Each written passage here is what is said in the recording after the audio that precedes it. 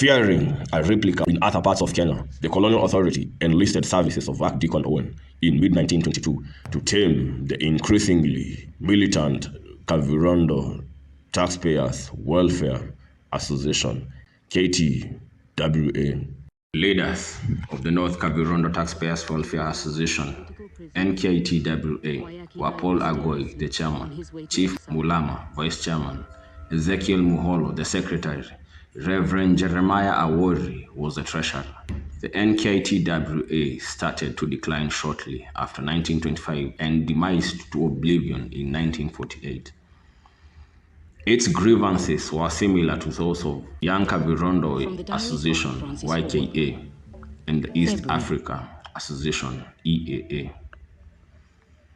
Forced to a compromise by the increasing political pressure from Kenya, in 1924, the colonial authority instituted a local native council which would act as a forum for African politics.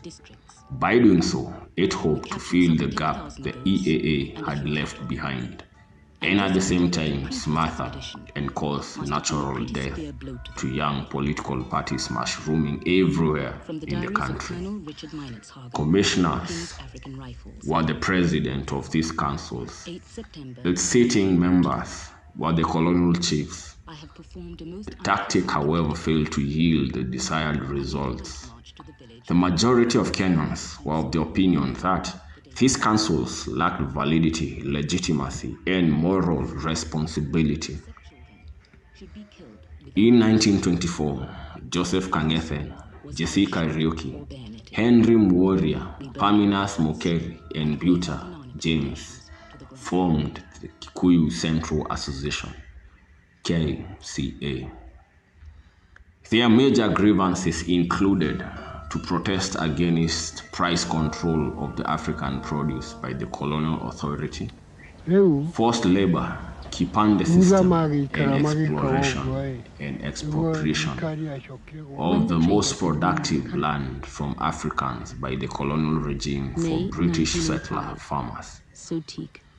The turning Kenya from a protectorate to a colony in 1920 also had aggravated the situation. They also formed the party in protest against the newly created local native council and to oppose the 1923 white paper which wanted to transform Kenya into an apartheid state. Kenyatta later joined the party in 1927 and in 1928 became its general secretary and the editor of Mwigwithania Unifier newspaper. Kenyatta was still an employee of the Nairobi municipality. We discovered that he was a clever man who knew the English language well. And since none of us could speak the language, we decided to engage his services. When we later appointed him Secretary General of our party, he was called into the government office and told, "If you have become a member of that association, tell us right now, and you will be fired. If you don't want to be fired, say so, and you will be prosecuted and imprisoned for contravening government employment regulations by joining a political association." Kenyatta agreed to give up his job. All leaders were required to pledge to loyalty to the party by swearing on an oath called Bumawashufa, the bottle oath, before occupying any office within the party. By 1925, different political parties around Kenya had already built essential links and contacts, such that now leaders could easily coordinate political activities throughout the country in order to build a common and coherent political front in agitation for the recognition and rights of Africans in political realm and against colonialists. Sensing the increasing danger of this new breed of nationalism among East Africans, the colonial authority moved in swiftly to curtail this development. Through machination and intimidation, in late 1927, conservatives broke away from the radical Young Kikuyu Association to found the Loyal Kikuyu Patriots, LKP. Among its leaders were Chief Mohoya, Chief Koinange, and other prominent headmen. At around the same period, in April 1928, the Church of Scotland Mission, Reverend J.W. Arthur, founded the Progressive Kikuyu Party, KPK. He was later joined by W.P. Knapp and GMS and CMC's Canon Harry Leakey. By 1915, the main aim of this party, sponsored by the colonial government, was to intimidate and destroy KCA. This was demonstrated during the female circumcision crisis of 1929, which led to the formation of independent churches and schools. When we formed the Kikuyu Central Association, we were told that if we wanted to remain in the church, we should stop circumcising our girls. We objected to this because it was a sacred Kikuyu custom which could not be obliterated arbitrarily.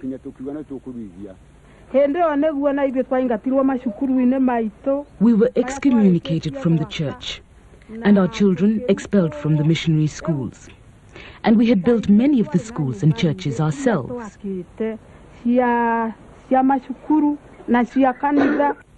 This preemptive act was a momentary drawback to growth of African nationalism and development of political parties. The return of Haile Thuku in 1930 was marked with jubilation and shock. In 1932, he contested for the presidency of KCA. Here, he won with a landslide over his formidable opponent, Joseph Kangethe. His return to the party revamped and elevated the association's prestige and appeal to high degree. This was demonstrated in 1931 and after the discovery of gold in Kakamega.